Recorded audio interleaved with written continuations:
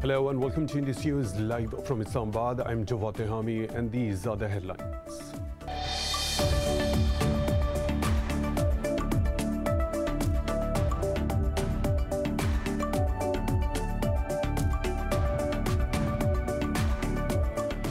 The Taliban have warned against further US intervention in Afghanistan following its intensified airstrikes to support the government forces.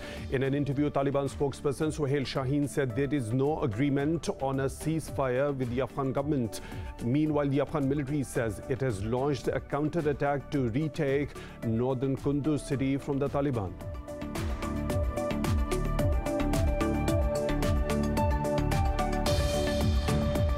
Pakistan's Foreign Minister Shah Mahmood Qureshi has urged the Afghan government to refrain from a blame game. At a news conference in Islamabad, he said Islamabad is only a facilitator of the Afghan peace process and not a guarantor. He said Pakistan has no favorites in Afghanistan and is deeply concerned on human rights violations there.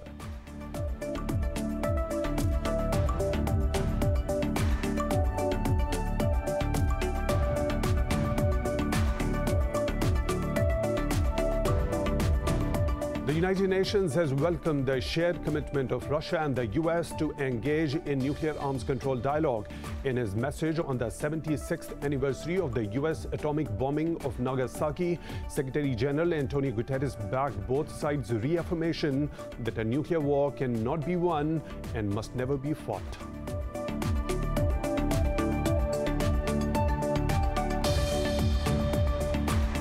In northern Mali, over 50 people have been killed when militants invaded 3 villages near the country's border with Niger. The West African nation has been battling a militant insurgency since 2012. Thousands have died and hundreds of thousands of people have fled their homes due to the violence.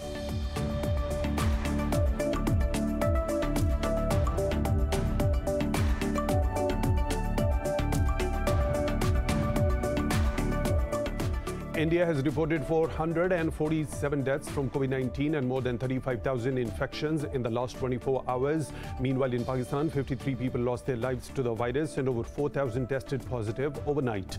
Globally, the virus has claimed more than 4.3 million lives and infected over 203 million people so far.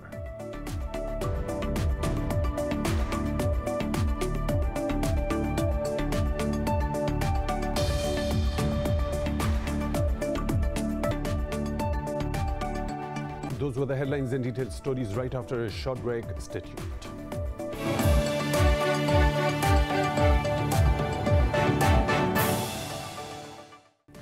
Welcome back, and now with the news in detail. The Taliban has warned against further US intervention in Afghanistan. In an interview, Taliban spokesperson Suhail Shaheen said there is no agreement on a ceasefire with the Afghan government. Meanwhile, fierce fighting is raging in Balkh and Takhar provinces. After seizing most of the rural Afghanistan, the Taliban are now pushing to capture city centers.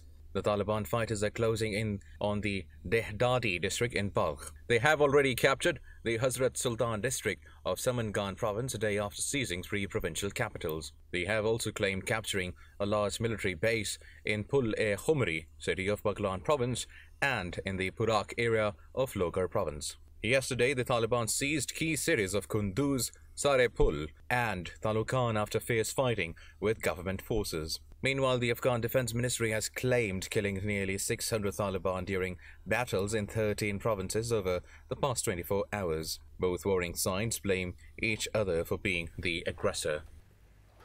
Pakistan's Foreign Minister Shah Mahmood Qureshi has urged the Afghan government to refrain from a blame game. At a news conference in Islamabad, he said Islamabad is only a facilitator of the Afghan peace process, not a guarantor. He said Pakistan has no favorites in Afghanistan and is deeply concerned on human rights violations there. The foreign minister also regretted India's refusal to allow Pakistan to address a Security Council briefing on Afghanistan. He added that Pakistan is an important stakeholder who has suffered the most due to the war in Afghanistan. Pakistan says it attaches high importance to its relations with Afghanistan. The Foreign Office said the two countries must work jointly towards the shared objective of a peaceful and stable Afghanistan. It communicated Islamabad's findings into the reported complaint of Afghan ambassador's daughter to a visiting Kabul delegation. In a statement, spokesperson Zahid Hafiz Chaudhry said the findings did not corroborate the reported incident. Chaudhry said the law enforcement agency's conclusions are backed by a thorough investigation. The spokesperson reiterated Islamabad's request for provision of additional information and access to evidence and the complainant. Azad Jammu and Kashmir President Sardar Masood Khan says India must be held accountable under the Geneva Conventions for its heinous crimes in occupied Kashmir. He said this in a video message to the International Solidarity Conference on Kashmir. Sardar Masood Khan said India has no right to sit in the UN Security Council or preside over it. He said that New Delhi has been committing war crimes against humanity and is involved in genocide in the valley. The AJK president added that India has been continuing the siege of occupied Jammu and Kashmir for the past 2 years, illegally detaining and torturing thousands of men, boys and children in prisons. He said millions of Hindus from India have been illegally domiciled to reduce Muslim majority of the occupied state. The UN has welcomed the shared commitment of Russia and the US to engage in nuclear arms control dialogue. Secretary General Antonio Guterres delivered a message on the 76th anniversary of the US atomic bombing of Nagasaki. Guterres backed both sides' reaffirmation that a nuclear war cannot be won and must never be fought. He noted the prospects for the use of the nuclear weapons are as dangerous as at any time since the Cold War. The UN chief called on all parties of the Nuclear Non-Proliferation Treaty to take steps to eliminate nuclear arms. In July, Washington and Moscow held nuclear talks in Geneva and agreed to reconvene in September after informal consultations. China has slammed the US over its move to provide Hong Kong residents with a temporary safe haven. A Foreign Office spokesperson termed Washington's move a blatant attack on China's national security. In a statement, He Shunyin said it is another embodiment of the US gross interference in China's Hong Kong affairs. He said Beijing firmly rejects the move and has lodged stern representations with the US side. She urged the US to truly respect China's sovereignty and stop meddling in its internal affairs. Last week, Washington issued a memorandum allowing US-based Hong Kongers to extend their stay in the country. Israeli troops have demolished 6 Palestinian structures in the occupied West Bank. The destruction of the property in an occupied territory is prohibited under international law. However, Israeli authorities routinely erase homes and other facilities in annexed East Jerusalem or the West Bank. Meanwhile, the occupation forces have also detained 8 Palestinians in overnight raids in Nablus and Ramallah. Over 4,500 Palestinians, including women and children, are estimated to be held in Israeli prisons. India has reported 447 deaths from COVID-19 and more than 35,000 infections in the last 24 hours. Globally, the virus has claimed more than 4.3 million lives and infected over 203 million people so far. More in this report. Amid the global surge in infections, more countries are opting for lockdowns as well as speeding up their inoculation drives. In Tunisia, over 500,000 citizens received vaccinations in a single day as part of a national campaign to counter the pandemic. Meanwhile, a survey in Israel has found out that the third vaccine dose of Pfizer has similar side effects to that of the second. Experts have warned that vaccine hesitancy could lead to the development of future COVID variants that were resistant to the current crop of vaccines. They say unvaccinated people who had previously been infected by the virus also remain vulnerable to any new variants of the virus.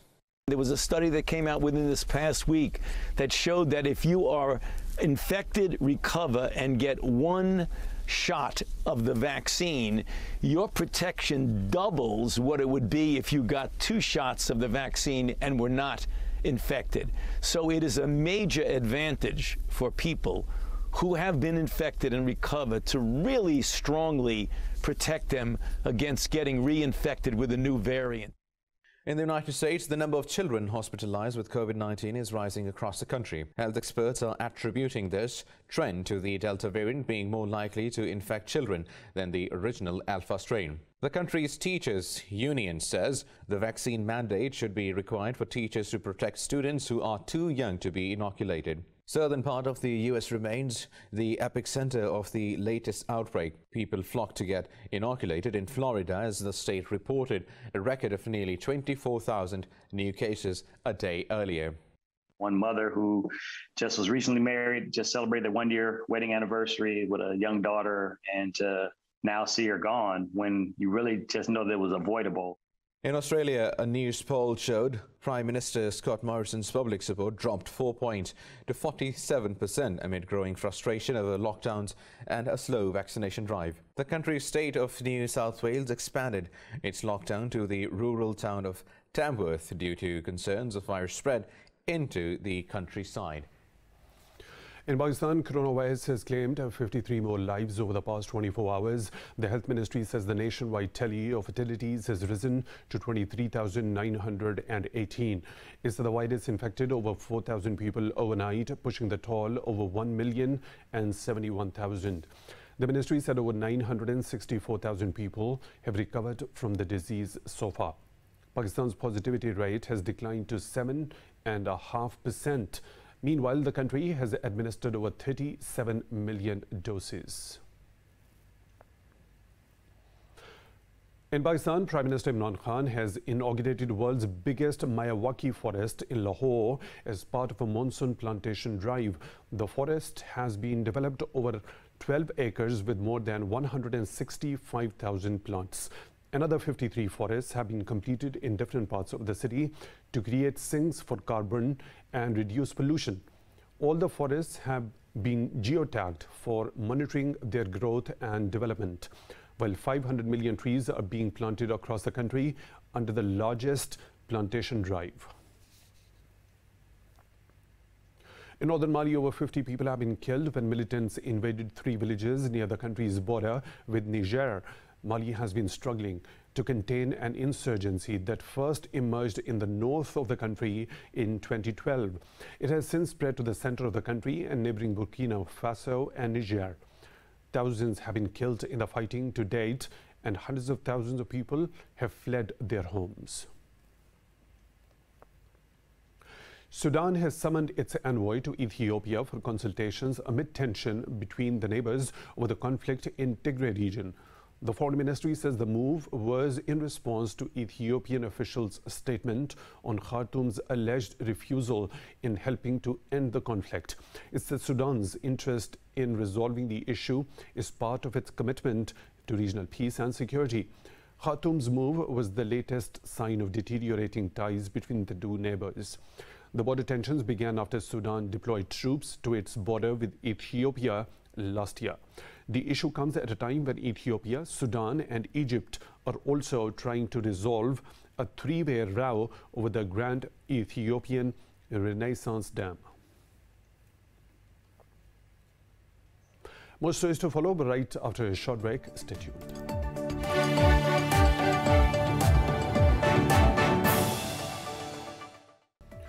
Welcome back. In Japan, Nagasaki is marking the 76th anniversary of the U.S. atomic bombing of the Japanese city. Around 500 participants, including Japanese Prime Minister Yoshihide Suga, gathered at Nagasaki Peace Park to commemorate the incident. More in this report. On August 9th, 1945, at 11:02 a.m., the B-29 U.S. bomber dropped a plutonium bomb on Nagasaki, resulting in the loss of more than 70,000 lives. The tragic incident came 3 days after the United States made the world's first atomic attack on Hiroshima, killing 140,000 people. At a ceremony held at the Nagasaki Peace Park on the incident's 76th anniversary, Japan's Prime Minister Yoshihide Suga urged the international community to work for nuclear disarmament through mutual engagement and dialogue. I would like to offer my sincere condolences to the souls of the many victims of the atomic bomb. I would also like to express my heartfelt sympathy to those who are still suffering from the after effects of the radiation exposure. In his speech, Mayor Tomihisa Tai called out US and Russia, which have the biggest arsenals by far, to do more for nuclear disarmament. He raised concern that nuclear states have backtracked from disarmament efforts and are upgrading and miniaturizing nuclear weapons. As per estimates, around 210,000 people were killed by the attacks, leaving more than 150,000 injured. A landmark UN scientific report says human activity is changing the climate in unprecedented and irreversible ways. UN Secretary General Antonio Guterres termed the report a red code for humanity.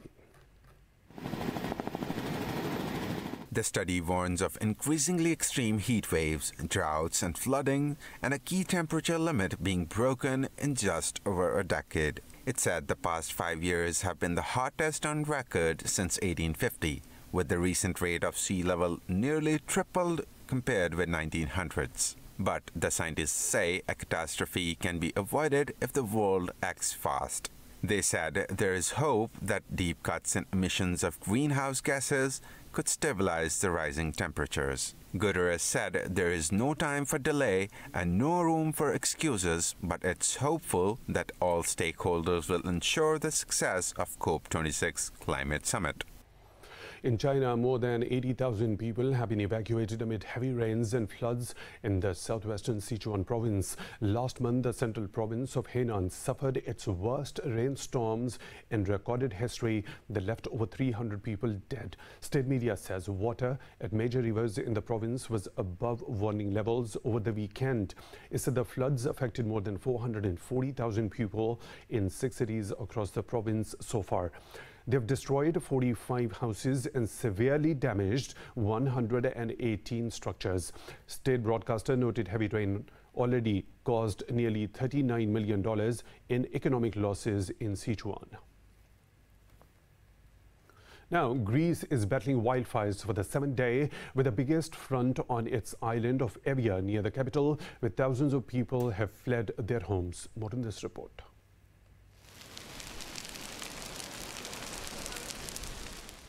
Wildfires are continuing to ravage parts of Europe. Since Tuesday, the Greek Coast Guards have evacuated more than 2,000 people from different parts of Evia. A firefighting plane also crashed on the western island of Zakynthos, but no casualties were reported. Ferocious fires have killed at least 10 people in Greece and Turkey, with many admitted to hospitals. In Turkey, while rain brought some respite from the blazes, at least 6 wildfires are still blazing out of control. In Italy, efforts are still ongoing to curb fires in the southern areas of Apulia and Calabria, while new blazes broke out in the province around Palermo. Huge fires have also been burning across Siberia and northern Russia for several weeks, forcing the evacuation of a dozen villages. Spreading fires are now threatening a nuclear research site in the city of Sarov. In the U.S. state of California, the monstrous Dixie Fire has grown to become the second largest wildfire in the state's history. It is the second in size only to the last year's August complex fire, which burned through over 1 million acres. This report has more. Firefighters are continuing to tackle the blaze while bracing for higher temperatures and more raging flames in the coming days. The Dixie Fire has scorched more than 463,000 acres and now covers an area larger than Los Angeles City.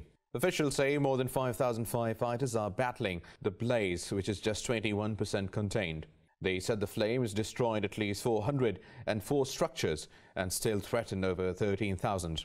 Authorities say about 107 large blazes across 15 U.S. states have burned through more than 2 million acres. Meanwhile, down south, wildfires are sweeping across Bolivia's eastern lowlands, known for rich wildfire. The flames have devastated the town of Robor and San Matias in the department of Santa Cruz. Over in Peru, fire crews are battling to extinguish fires that have so far consumed more than 1,000 hectares of natural forests. Well, dead horses lie scattered across arid steppe of Kazakhstan's Mangistau Peninsula as severe famine left animals without food and water. The worsening situation in the peninsula is threatening the livelihoods of hundreds of farmers. More in this report. High temperatures have been reported throughout the former Soviet region of Central Asia this summer. In an effort to lessen this impact, Kazakhstan has banned exports of animal feed and sought extra water from its neighbors.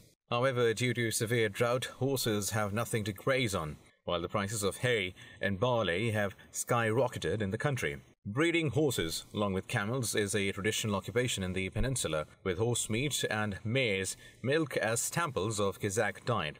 Gabidola Kalibayuli, an owner of a horse farm in Akshay Mairao village, says his 150 horses herd have been weakened by malnutrition, making them vulnerable to parasites and illness.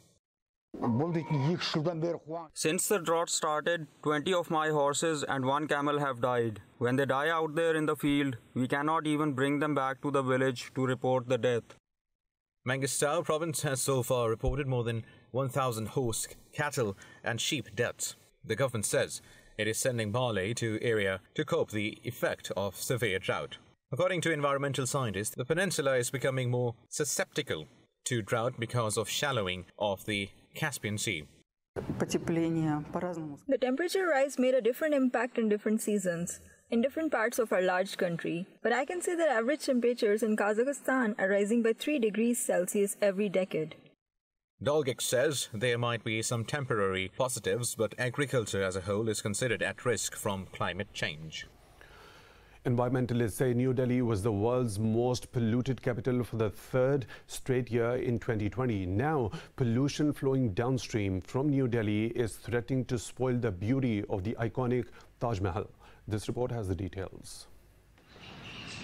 A thick layer of toxic foam covers the surface of the Yamuna River in New Delhi almost throughout the year. The Yamuna is known to be one of the most polluted rivers in the world, owing to industrial wastage, dump and sewer discharges. While the Yamuna fulfills 60% of New Delhi's water needs, almost the same percentage of the city's sewage finds its way into the river. It is carrying dirt and pollution from Delhi and Mathura. It has also led to a rise in water levels. The Taj Mahal is located on the banks of Yamuna, and you can definitely see algae on it, along with other kinds of pollutants, since the water in the Yamuna is mixed with sewage water too. During the monsoon, the water level rises and takes the pollutants with it downstream, slowing only in the plains of Agra city, affecting the beauty of the Taj Mahal monument that is located on the bank. The polluted water also becomes a perfect breeding ground for insects and bacteria.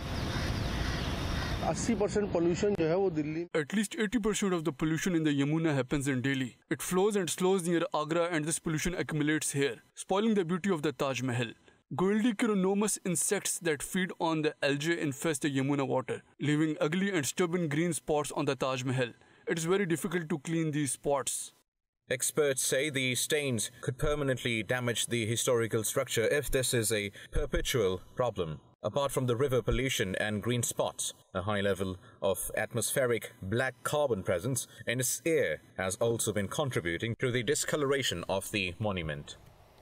Now, villagers across China now enjoy beautiful living environments and higher incomes as infrastructure improves in rural areas of the country. Moreover, many villages are attracting tourists who enjoy flowery views and a noiseless environment. More in this report. Fagniwi village in Nanan district of southwest China's Chongqing municipality has been turned from waste yard into beautiful ecological park. Moreover, the village has also been developing its flower industry in cooperation with professional companies. Local authorities have improved the village's road network and connected every household with water and power supply and telecommunications network. According to an estimate, the tourism and flower industries bring an annual revenue of about $12 million to village. Similarly, Davan, a mountainous village located in China's Anhui province, has also developed rural tourism following the opening of a concrete road. Meanwhile, another village of Liaxiang in Guangdong province has built a health services center and a nursing home to improve public service system. According to villagers, modern agricultural production is easier than traditional farming and and brings them higher incomes. It's time for a short break. We'll be back with more stories. Stay tuned.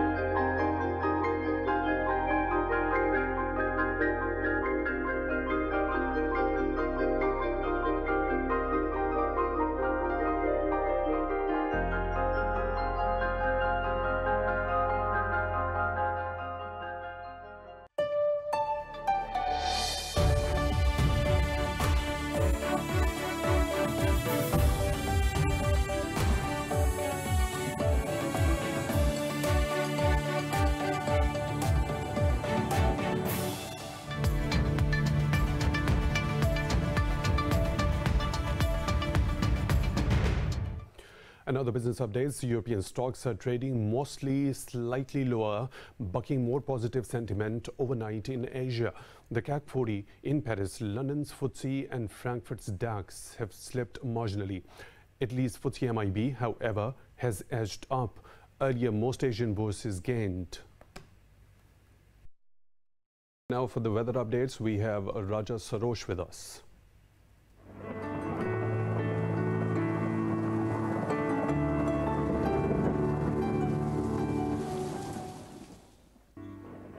Thank you. We're going to start with Abu Dhabi, where weather is expected to be extremely hot, with temperatures rising to 45 degrees centigrade. While in Amsterdam, temperatures are at 18 degrees centigrade, with dark clouds predicting heavy thunderstorm.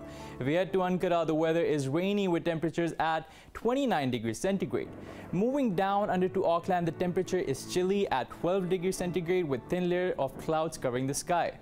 Now, if you're traveling to Bangkok, there will be an expected thunderstorm with temperatures around 36 degrees centigrade. In Beijing, the thunderstorm is predicted with temperatures at 31 degrees centigrade. While in Beirut, you will experience sunny weather with temperatures at 33 degrees centigrade. Berliners will experience temperatures at 24 degrees centigrade with cloud in the sky, making a pleasant weather. Now, heading to Cairo, the hot sun will be out with temperatures at 38 degrees centigrade. Down under in Canberra, the temperatures are at 13 degrees centigrade with a partially cloudy sky. In Islamabad, the temperatures are at 33 degrees centigrade accompanied by thunderstorm. While in Jakarta, the temperatures are steady at 33 degrees centigrade, also with a thunderstorm in the forecast. That's all for now. Back to you. Thank you, Raja Sarosh. And with that, we come to the end of the news bulletin. For the latest updates, you can follow us on social media at Indus News.